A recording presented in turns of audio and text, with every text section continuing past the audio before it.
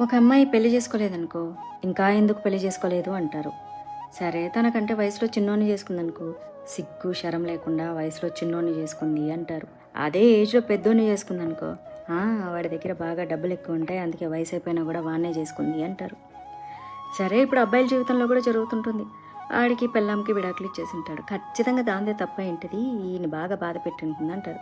సరే వాడికి ఇంట్లో వాళ్ళు మళ్ళీ పెళ్లి చేసో, లేకపోతే వాడికి ఇంకొక అమ్మాయినొచ్చో రెండో పెళ్లి చేసుకుంటే అప్పుడేమంటారు తెలుసా? ఆ అమ్మాయికి గనక కొంచెం వాడికంటే డబ్బులు తక్కువుంటే ఖచ్చితంగా వాడి డబ్బుల కోసమే చేసుకుంది అంటారు. అదే వీడి దగ్గర డబ్బులు తక్కువుండి, ఆ అమ్మాయి దగ్గర డబ్బులు ఎక్కువున్నాయనుకో, ఈ నా కొడుకు దాని డబ్బులు చూసి పెళ్లి చేసుకున్నాడు, అంతకంటే ఇంకేం లేదు అంటారు. అదే గనక అందంగా లేనోన్ని చూసి చేసుకుంటే ఆ!